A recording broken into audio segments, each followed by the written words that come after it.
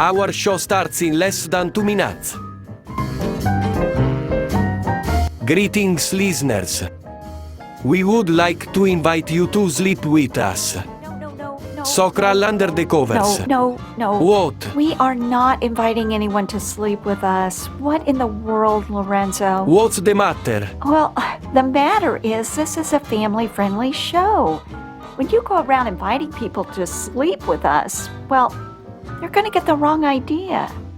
What is the idea anyway? A marketing ploy. Marketing ploy? Yes, you said it yourself. Our show is the cure for insomnia. Well, yeah, I did say that. Well, people that can't sleep can tune in.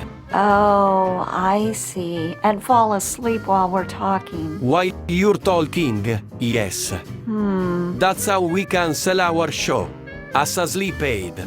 Yeah, that's not quite what I had in mind when I was dreaming up this show. It's called promotion. A sleep aid, huh? Do you really think that's the only reason somebody would listen to us? To you, yes. Wait, what do you mean to me? You do go an and an. No, that's definitely not true. Is it true? Sometimes. I do? A little bit, but I don't mind. Much. Well, maybe you put people to sleep too, Lorenzo. Never.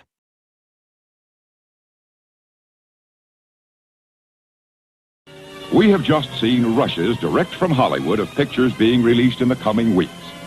And we are proud to announce that this theater will soon bring you the greatest array of pictures ever to reach our screen. You'll see the finest stars in exciting performances.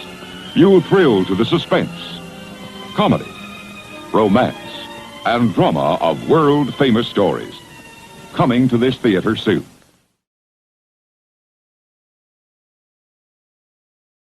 Tonight we're doing a close read of the second film noir in our series. You might remember that last week we explored the mean streets of Kansas City in Kansas City Confidential. Well, now we're in fictional Los Roblos, a rowdy town on the U.S. Mexico border in Touch of Evil. I heard about Touch of Evil for the first time last week. I don't know how I missed it all this time, because it's considered a noir masterpiece. As fellow explorers on these silver screen adventures, well, this one's in the canon, and we can't skip it.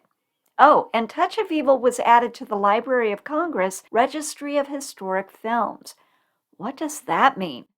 Well, we'll get to all of it on this episode of the Vintage Century Idle Hour.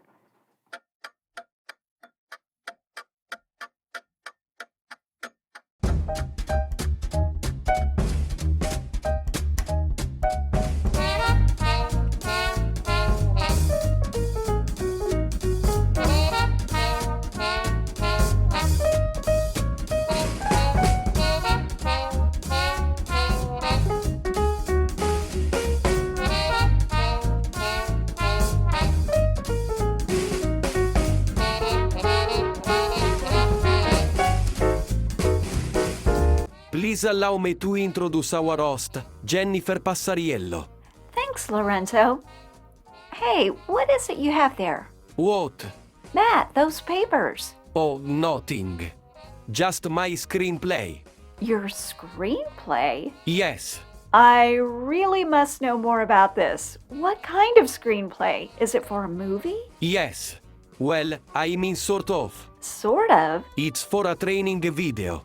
Wow. Well, that's interesting. Oh, wait, let me introduce you. Listeners, please meet Lorenzo, my AI-generated announcer and superfan. Greetings, everyone. So you're making a training video? Yes. Well, what's the topic? A specialty of mine. Sales. Oh, naturally. I put together a series of vignettes showing how to upsell. Oh, well, do you have one of those vignettes ready that you'd be willing to share with our audience? Do we have an audience? One you could play for us right now? Yes. I recorded a demo with one of my lady friends. Oh, great. Let's hear it. Please, I would like to purchase this shirt. A lovely choice. Might I offer you some pants as well? No thank you. I don't need pants. You really must wear pants. It is the law. Oh, then yes, please, show me some pants. How about this? They bring out the color of your eyes. They are very nice. I must have them. What more can I buy at this store? Wow, there's music and everything. That's as far as we got. What do you think? Well, I'm not sure I have any words. We may need to tweak it a bit, but I think it's pretty good. Well, Lorenzo, maybe it would be better to stick with something you know more about. I mean, do you really know a lot about clothes? I just got a new idea. Oh, good. Well, what's that? I can produce a video on how to be an announcer. Ah, hey, now you're talking. I'm going to start working on that now, while you're talking about whatever the movie is this week. Touch of Evil. The movie is Touch of Evil, Lorenzo. Oh, yes, Touch of Evil. Well, I think you should work on your new screenplay after our show, Lorenzo. Why? What else do I have to do? Announce stuff. Oh, right. Yeah, and you know, it wouldn't hurt you to actually listen to our show. Or maybe it could.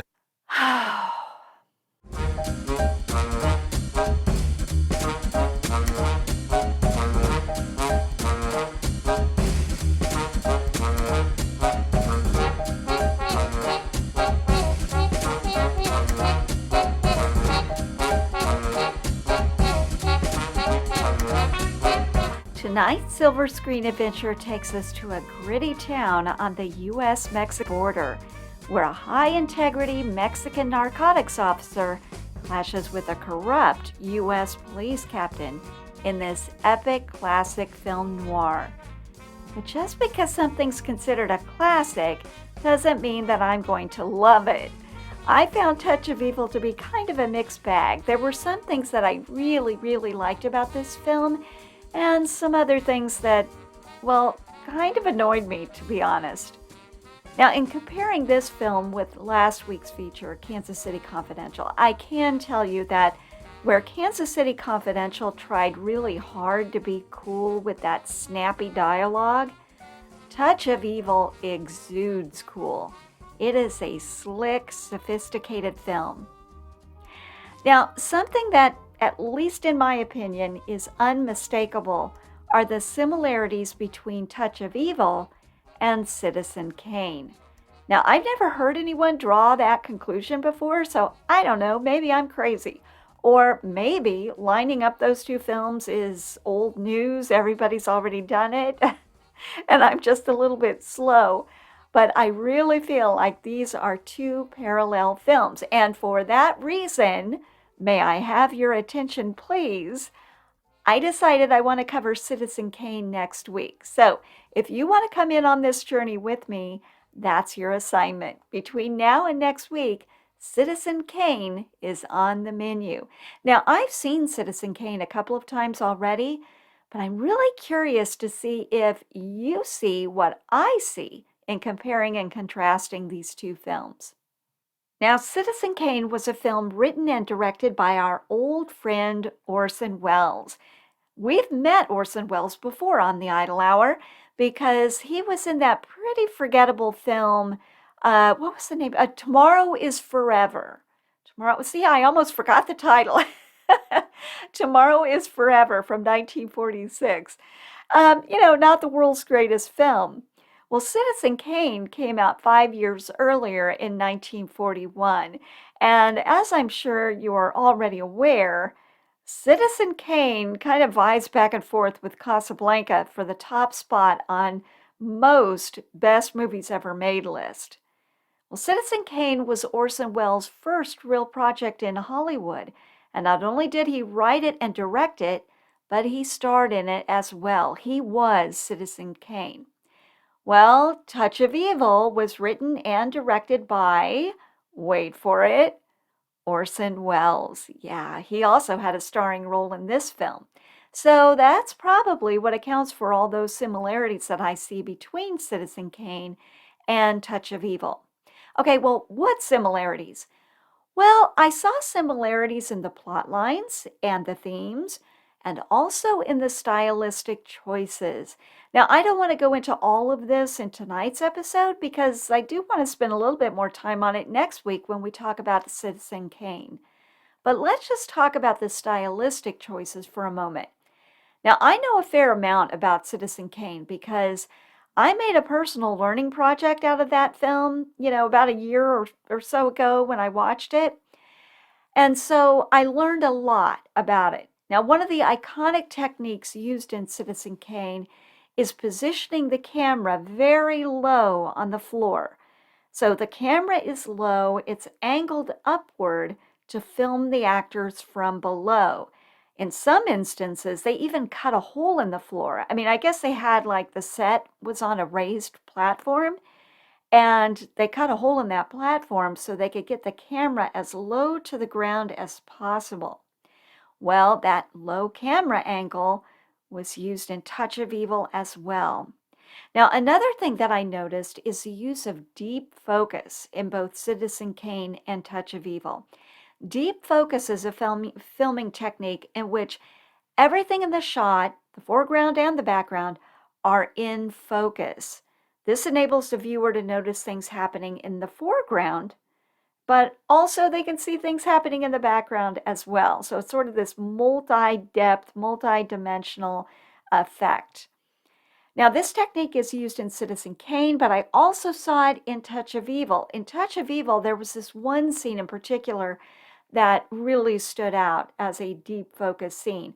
Charlton Heston, his character, was walking into a store to make a phone call.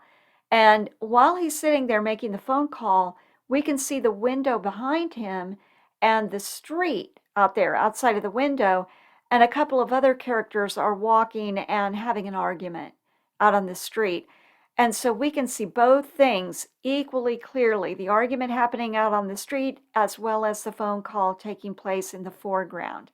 And that was just one example of that deep focus technique. Well, and the stylistic similarities didn't end at the visual. One thing that I noticed about Touch of Evil that reminded me of Citizen Kane is that there are instances in which the characters in both films kind of talk over each other very realistically, as we would do in real life. I mean, we talk over each other all the time. So, I don't know, it's kind of hard for me to describe how it sounded, but it's very different than how most of these older films that I've seen kind of go. You don't have a lot of characters speaking over each other. Now, there's a lot more to say about Citizen Kane and Touch of Evil, but for tonight, we'll set Citizen Kane aside at this point and focus on our featured film.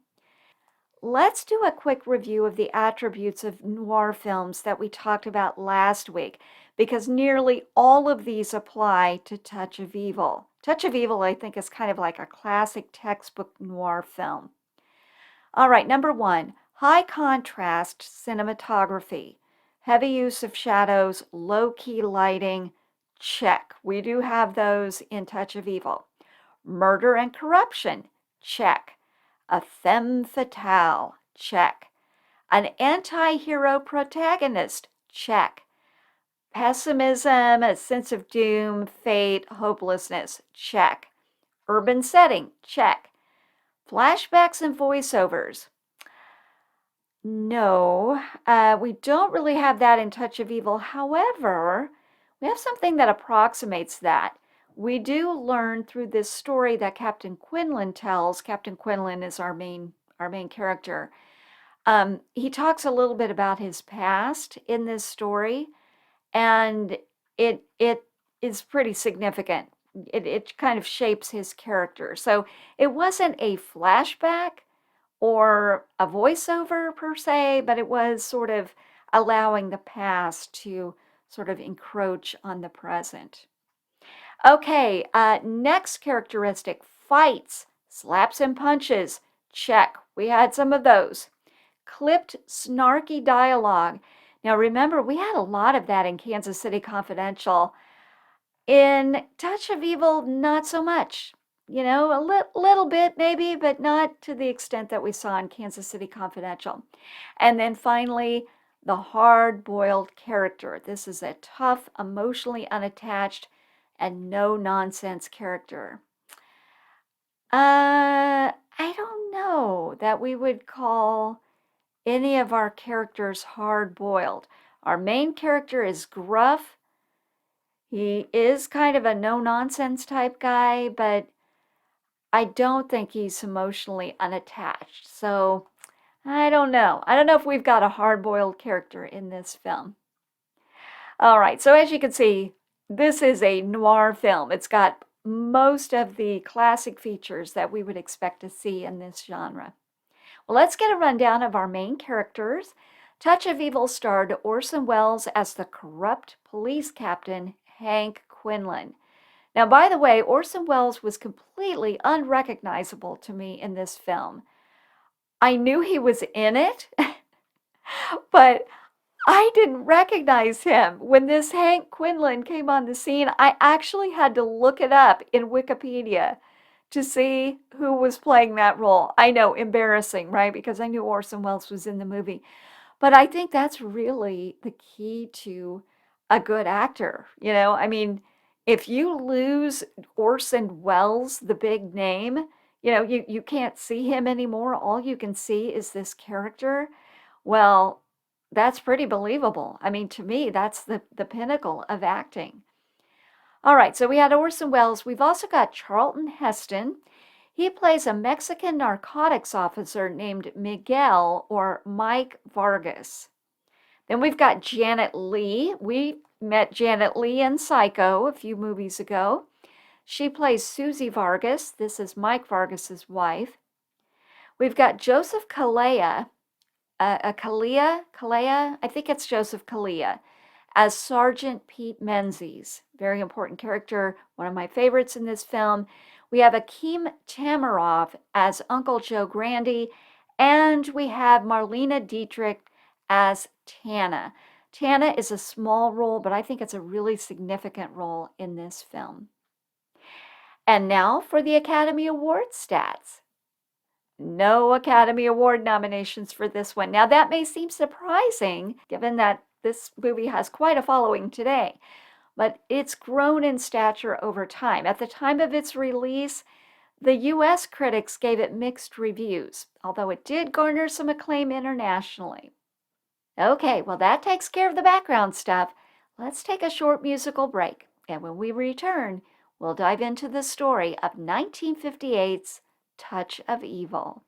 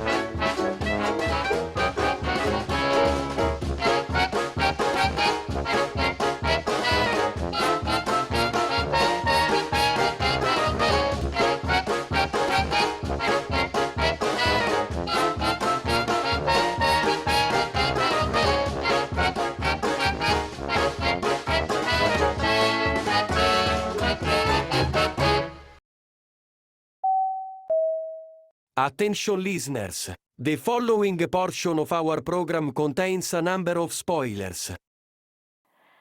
Touch of Evil opens with a slick, beautiful, long tracking shot that's really one of the coolest openers of any film I've seen in a long time. Visually, it's stunning. It's a stunning piece of filmery. But in the background, we also have a perfect jazzy score by one of my favorites, Henry Mancini. Oh, I wish I could play some Mancini for you on this show, but alas, licensing gets in the way. Anyway, I said a few minutes ago that Touch of Evil exudes cool. Well, that cool vibe is established in this opening sequence. We see everything we need in the span of about, 3 minutes or so to establish context for the story that's about to unfold. Okay, so let's talk about this opening sequence. The first shot is of an anonymous man putting a time bomb in a car.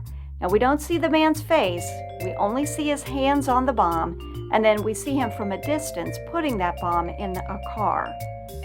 Moments later, we see a man and a woman get in that car and drive away, and this is when this opening tracking sequence really gets super neat. So the camera follows the car, but it's not following the car from behind. The car is actually parked behind a building, and it drives out of our sight just temporarily because it's driving around the building to come around on the main street. The camera, which is affixed to a crane, actually flies over the building and meets up with the car on that main street. So now the front of the car is facing us. It's really kind of cool how that was done. As the car is going along, this is a long sequence, right? So the car is going along, the camera is still tracking the car, but now our focus is on this young, attractive couple that's walking down that same street. Now we learn that this is Miguel Vargas. He's that Mexican narcotics officer, and his new bride, Susie Vargas. Okay, the car with the bomb is still driving along. We can see that the driver is a wealthy older man, and his companion is substantially younger than him. Turns out she's a young stripper from a local club in town. Now, this man's name is Rudy Lineker. Let's remember that name, Rudy Lineker. The car drives out of the shot, and our focus is now back on Vargas and his wife when... And so our story begins. Now, before we leave this opening sequence, I want to tell you about a really cool YouTube channel that you might want to check out. One of my favorite YouTube channels is called The Daily Woo, and the guy that runs it, his name is Adam. He posts every day, and I watch it just about every day. Now, he does a lot of things. He travels around. He does a lot of different types of videos, but one type of video that he does quite a bit is filming location tours. So he'll talk briefly about a movie, and then he'll show you where all these filming locations were with the movie. Well, most of those movies that he features are contemporary, and therefore I have not seen them. So they're still kind of fun to watch, but I don't really have the context because I don't know what the story is. I don't know anything about the movie. Well, just by accident the other day, I saw that he had an episode on Touch of Evil. So he was in Venice, California. That is the real life Los Roblos. And he had, movie still shots from the movie. And he would kind of show these, and then he would aim his camera at the real life location, the real life setting or scene that was used in the film. And there are still some things that are the same. I mean, it's been many, many years. There's been a lot of changes, but anyway, it's just kind of fun. So if you're interested in seeing that, I will put a link in the show notes. All right, we've had that explosion, and so now here comes U.S. Police Captain Hank Quinlan. He arrives on the scene. Hank Quinlan is our main character in this film. Quinlan is a sight to behold. He is a man that does not look well. He's overweight. He uses a cane and walks with a limp. He looks tired. He looks worn down.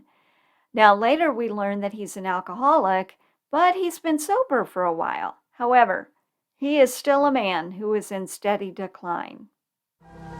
Have you forgotten your old friend? I told you we were close. I'm Hank Quinlan. I didn't recognize you. You should lay out those candy bars. It's either the candy or the hooch. Yeah, that exchange was Quinlan and Tana, played by Marlena Dietrich. You know, that I love her in this film. She has a small role, but I think it's really significant. We'll see her again at the end of the movie. All right, now along with Quinlan was his partner, Pete Menzies. Menzies also plays a very important role in this story, so let's not forget him. Well, what do we learn about Quinlan? He doesn't look too good, but he's smart. He's cunning. He has a reputation for solving crimes. Once he sets his sights on a suspect, that suspect is done for. Now, Vargas isn't involved in this situation. The explosion happened on the U.S. side of the border. That's out of Vargas's jurisdiction. Vargas is on the Mexican side, or, he's on the U.S. side during this story, but he's actually from Mexico. So that's out of his jurisdiction. However, because he was near the scene of the crime and, he may be of some help, he's bilingual, that could come in handy, he decides to hang around as an observer, much to the annoyance of Hank Quinlan.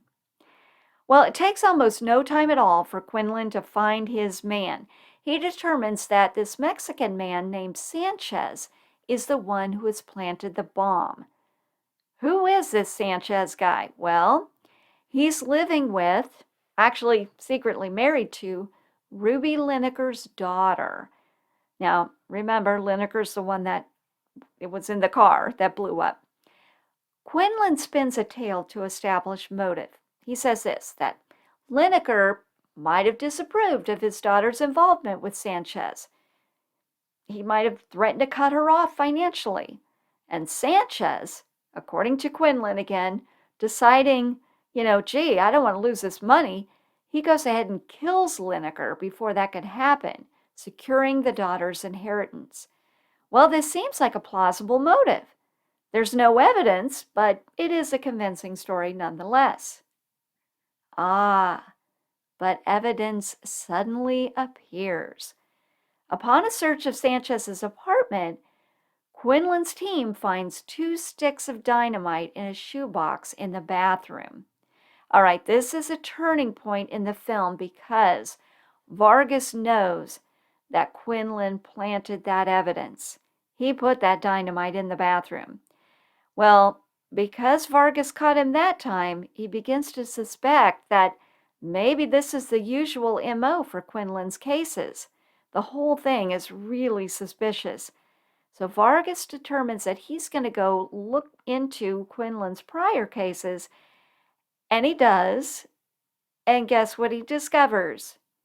That in most instances, Quinlan is the one who discovers critical evidence. This plot line with Quinlan planting evidence to get his man Sanchez is one part of this movie, but we have another plot line as well, and these 2 plot lines will soon intersect. Vargas, before this movie even started, nabbed a big narcotics dealer named Grandy in Mexico, and apparently he's in jail. We never see him in the film. We do see his brother, Uncle Grandy, or Uncle Joe Grandy. Now, he's another crime boss, and he doesn't like Vargas. He doesn't like what's happened to his brother, and he fears he may be next. Okay, so he has no love for Vargas, but neither does Quinlan, because remember, Vargas is now looking into Quinlan's prior cases. So, those 2 come together and they hatch a plan to abduct Susie, Vargas's wife, drug her, and then stage a scene to make it look like she's been involved in some seedy scandal. This is kind of a an unholy alliance, this, partnership of Quinlan and Grandy. And it really seals Quinlan's deterioration.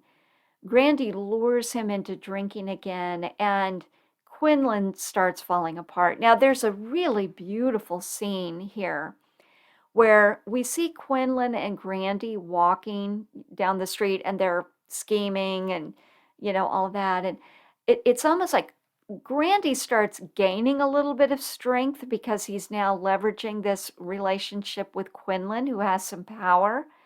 But at the same time, we see Quinlan almost becoming physically weaker. He's almost leaning on Grandy, physically leaning on him for support.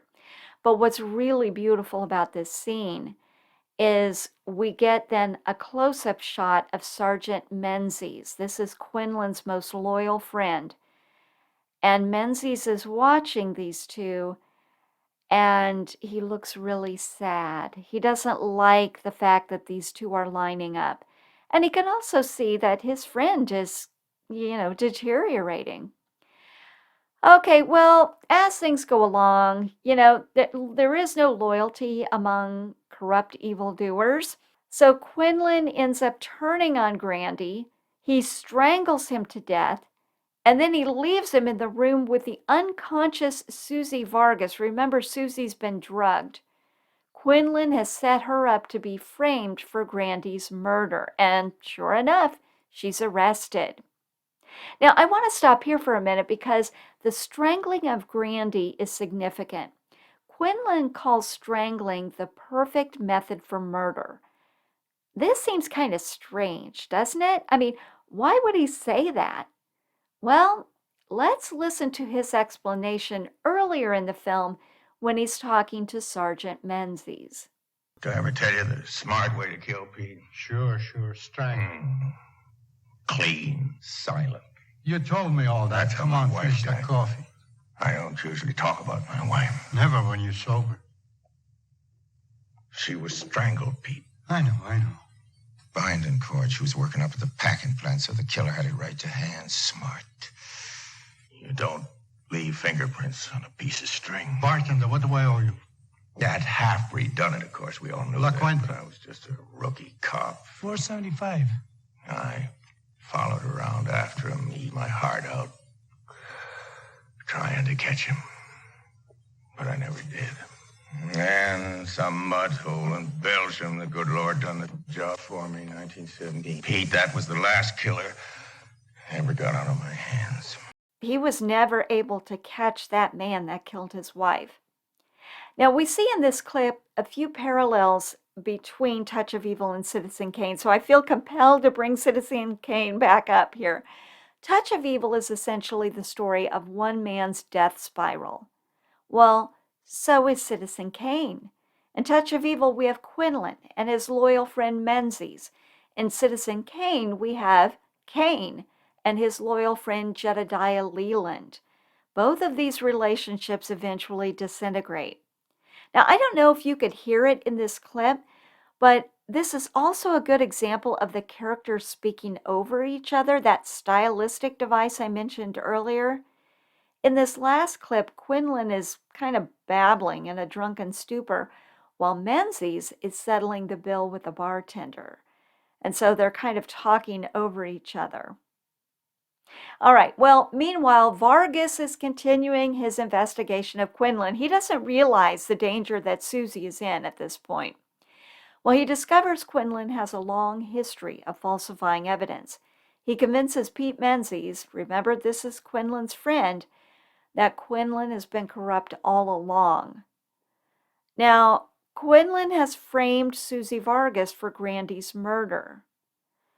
Menzies is kind of slow to turn on his friend, but he ultimately does because he discovers Quinlan's cane was left at the crime scene, placing Quinlan at the location of Grandy's murder. This kind of tells him everything he needs to know. Susie didn't kill Grandy, Quinlan did. And this finally convinces Menzies to turn on his friend and help Vargas trap him. Now, Vargas sets up this elaborate trap by secretly recording Quinlan's confession. So Menzies wears a hidden microphone and he's speaking with Quinlan, and sure enough, Quinlan is giving information about Grandy's murder. Now, when Quinlan realizes that he's been tricked, he fatally shoots Menzies. However, before he can escape, Menzies, in his dying moments, shoots Quinlan. Oh no. And then Tana arrives. Okay, this is my favorite scene in the whole movie. Tana arrives. Now, who is Tana? Tana is sort of a fortune teller. She may be a prostitute. She's kind of a questionable character, but she and Quinlan had a history. Now, we're not entirely sure what this history was, but we suspect that they were in love at some point. Maybe she still loves him, and he seems to still have feelings for her. Now, what does this tell us? Well, it tells us that, Quinlan was not always this grotesque, lost human being that we see in this film. He was loved at one time, and not just by her. I want to play one more clip. And like I said, I think this is probably my favorite scene in the whole film, and it comes at the very end. His famous intuition was right after all. He framed that Mexican kid Sanchez, but he didn't even need to. The kid confessed about that bomb. So, turns out Quinlan was right after all. Isn't somebody going to come and take him away? Yeah, in just a few minutes. You really liked him, didn't you? The cop did. The one who killed him. He loved him. Well, Hank was a great detective, all right. And a lousy cop. Is that all you have to say for him? He was some kind of a man. What does it matter what you say about people? Oh, I love that scene. And did you catch that? It turns out that Vargas and Quinlan were right about that car bomb. Quinlan did frame Sanchez, but Sanchez actually did do it. Oh, and notice that Tana says that the one who killed Quinlan loved him. That was Menzies. Remember, she's a fortune teller. She can read people. Even in the end, Menzies loved his old friend. Man, what a fantastic ending to this movie. And as I said, I love Marlene Dietrich in this film. I think she's perfect. She's aloof, a little bit cold, but we still detect the smallest bit of warmth that she has for Quinlan. Wow, this film starts fantastically and ends fantastically. Okay, well, let me catch my breath and we'll get into my official rating of this film. But let's take a moment first for a word from our pretend sponsor, prunes, the fruit that gets you on the run. Have you had your prunes today?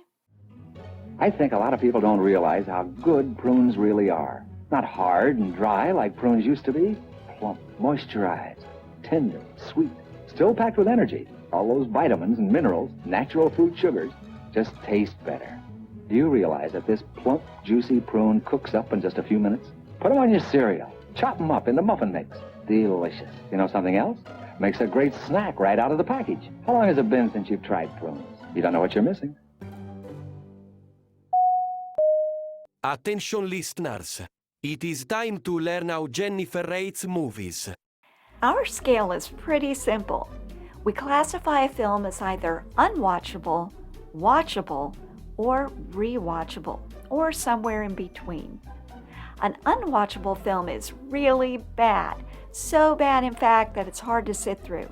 It's either boring or stupid or cringy or just plain terrible. Now, a watchable film is one that's basically okay. It gives you something to do for a couple of hours, may have some interesting and entertaining parts, but it doesn't really leave a strong impression on you. A rewatchable film, on the other hand, is one that's so good, so meaningful, so impactful, so riveting, so thought-provoking, so emotionally charged, and or so beautifully produced that you would invest the time necessary to watch it again. So there we have it.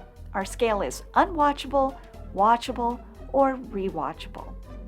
Now, I have a worksheet that helps me calculate the rating. I essentially award points, or what I call diamonds, to films based on 5 factors: story, character development, writing, so that would show up in a film as dialogue or narration, pace, and discussability. Now, when I'm considering discussability, what I'm basically doing is answering the question, does the story have enough depth to explore and analyze through discussion? Because, that's the fun part. It's that it. Yes. Are you sure? Yes, I'm sure of it. That's it. Well, then, let's get on with the show. And now for my official rating.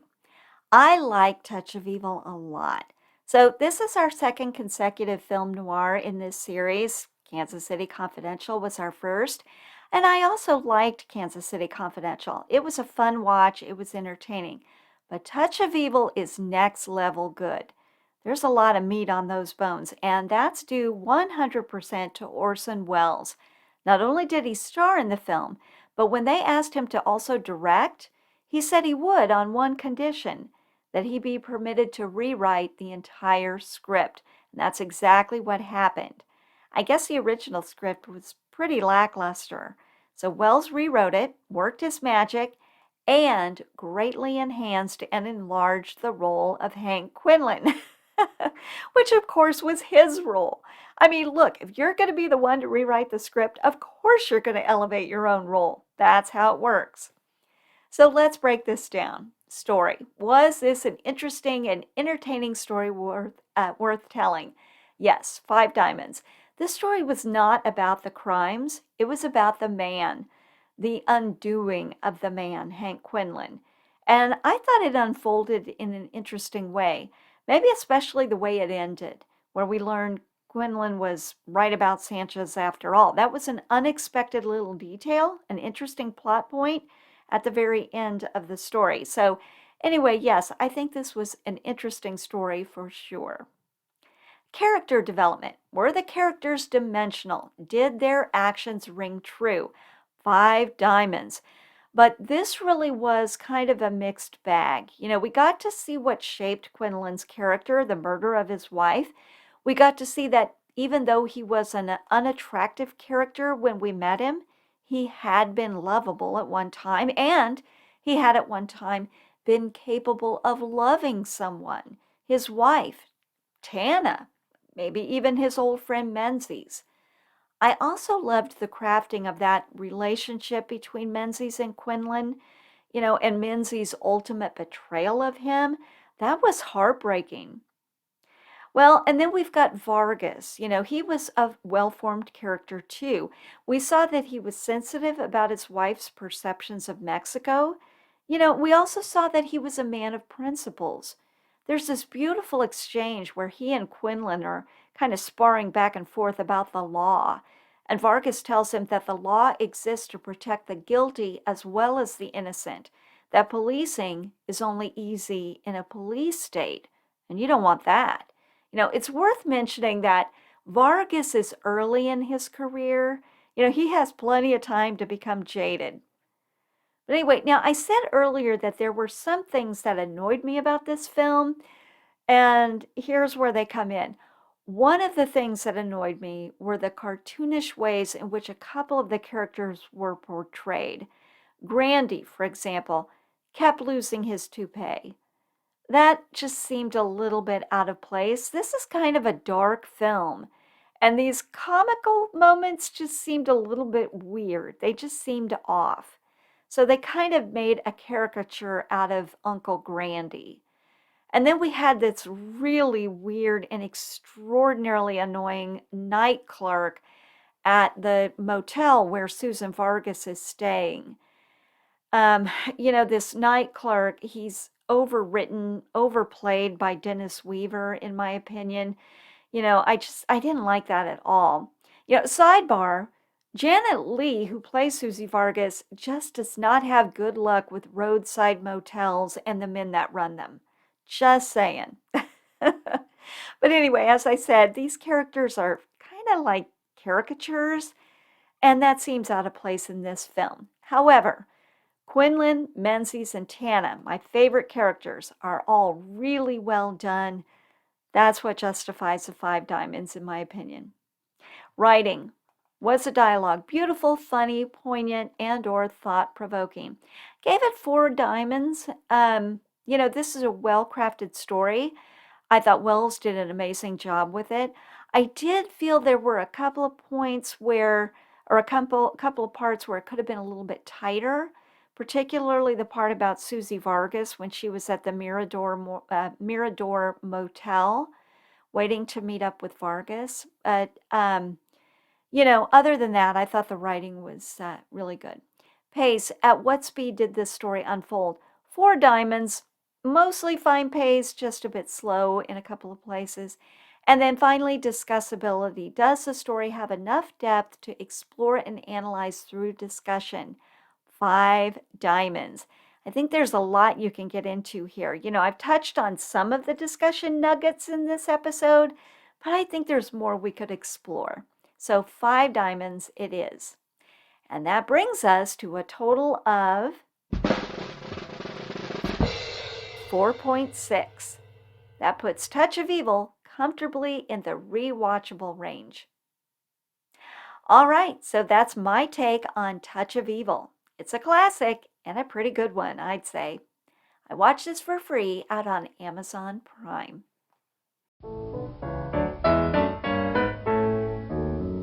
And now it's time for Idel, our trivia.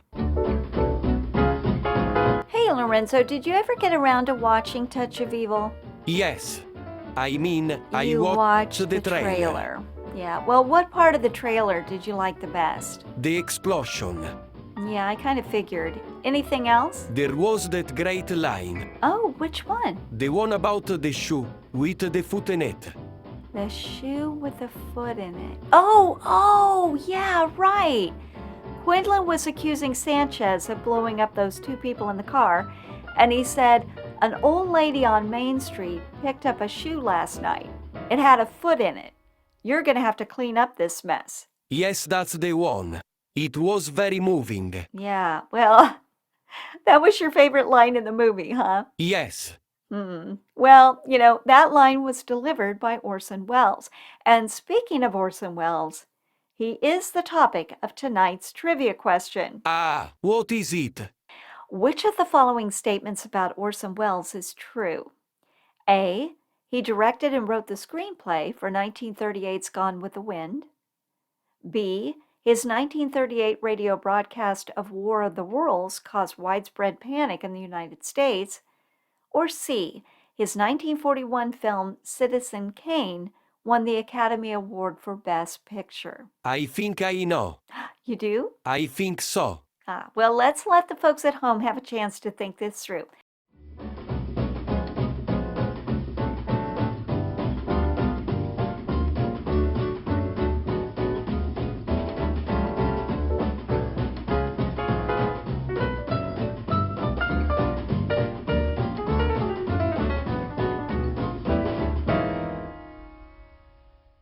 Okay, Lorenzo, why don't you give us the answer? Which of the following statements about Orson Welles is true? A. He directed and wrote the screenplay for Gone with the Wind. B. His broadcast of War of the Worlds caused widespread panic. Or C. Citizen Kane won the Academy Award for Best Picture. The last one. Citizen Kane won Best Picture. No, I'm sorry, Lorenzo. Citizen Kane was nominated for several Academy Awards, but only came away with one for Best Screenplay. The correct answer is B. His radio broadcast of War of the Worlds in 1938 caused widespread panic. Well, gee, that's too bad, Lorenzo. The truck had just pulled up outside with your prize. What prize? I didn't know about the prize. Yeah, and it was a really good one, too. But, well, maybe you'll have better luck next time. I hate this stupid game.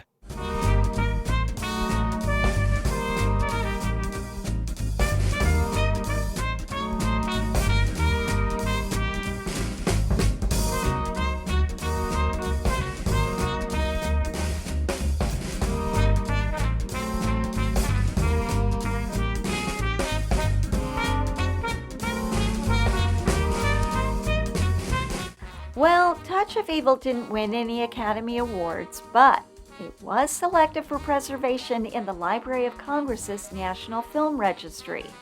Well, that got me to wondering, what is that exactly? Well, I went out to the Library of Congress website to learn more. I have questions, and it turns out they have answers on their frequently asked questions page. So let's go through this and see if we can learn anything. What is the National Film Registry? Well, it's a list of films deemed culturally, historically, or aesthetically significant that are recommended for preservation. These films are not selected as the best American films of all time, but rather as works of enduring importance to American culture. They reflect who we are as a people and as a nation. How many films are on the National Film Registry? As of December 2024, there are 900 films in the registry. Each December, the Librarian of Congress announces another 25 films that are added. Who set up the National Film Registry and why? Well, Congress established the National Film Registry with passage of the National Film Preservation Act of 1988. The 1980s had proved a transformational decade in America's cinema. Multiple cross-currents changed the landscape in production financing, distribution channels, home entertainment markets, artist rights, technical alteration of movies, and color film preservation. These often conflicting trends led to congressional involvement over the issue of material alteration, notably the colorization of black and white films. Who selects the films on the registry? Well, the Librarian of Congress makes the annual selections to the registry after reviewing thousands of entries nominated by the public and conferring with the distinguished members of the National Film Preservation Board. Can the public participate? Absolutely. Wow, really? This is kind of shocking to me. The Librarian of Congress depends on your nominations, it says here, and values your opinion. You may nominate up to 50 films for consideration each year. You may submit recommendations for the 2025 National Film Registry by August 15th, 2025. Okay, so plan ahead, everybody. Nominate through our online nomination form. Okay, let me take a look at this form. What are they asking for? What's the criteria? Oh, wow, not much really. You just enter the name of the film and a brief description of it. There you go. Not that formal of a process, it doesn't seem to me. All right, now the next question is, do many people nominate films to the registry? Yes, in 2024, the public nominated over 6,700 titles. Wow. Okay, so what's on the registry? Well, the National Film Registry historically has included only those films that were produced or co-produced by an American film company or individual. Okay, so of course we want to know which films were inducted in 2024, right? Now, I'm not going to go through this whole list, but as I'm scrolling down here, here are some titles that I recognize. Okay, The Miracle Worker from 1962.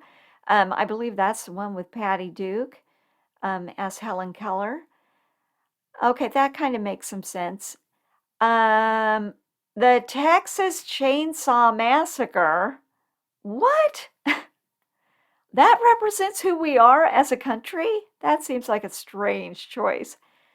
Star Trek II, Wrath of Khan, that's from 1982. Beverly Hills Cop from 1984. You know, I liked that film, but is that really, I don't know, if that, does that sound like something that should be preserved for all time? I don't know. Dirty Dancing from 1987. Same question I had about Beverly Hills Cop. Really? That film is not that good. My Own Private Idaho from 1991. No Country for Old Men from 2007, and the most recent film is The Social Network from 2010. Okay, now here's my problem with lists like this. I mean, what are the standards really, other than that a film must be at least 10 years old before it's nominated? I have the same problem with the Academy Awards. What exactly is the criteria that determines winners and losers? I haven't really been able to find that. Well, anyway, our film, Touch of Evil, was added to the registry in 1993 for being culturally, historically, and aesthetically significant. Oh, wow, there's the clock, our signal that it's time to start wrapping things up. Any listeners who are still with us, this show may feel like it drags on and on. It does. But for me, it just flies by. So thanks so much for hanging out with us. Most of you are listening from the usual podcast platforms, but if you'd like a little visual with your audio, I also have a YouTube channel, Vintage Century Idle Hour, and I'd love it if you stop by over there. I have a goal of getting to 10 subscribers by June 2025, and we're only 3 away. We're so close. We're so close. So if you like this show and you wouldn't mind supporting it, I'd love your like and subscription. Well, have a great week, everyone. And when your week is through, come on back and see us again. Say goodbye, Lorenzo. Goodbye, Lorenzo.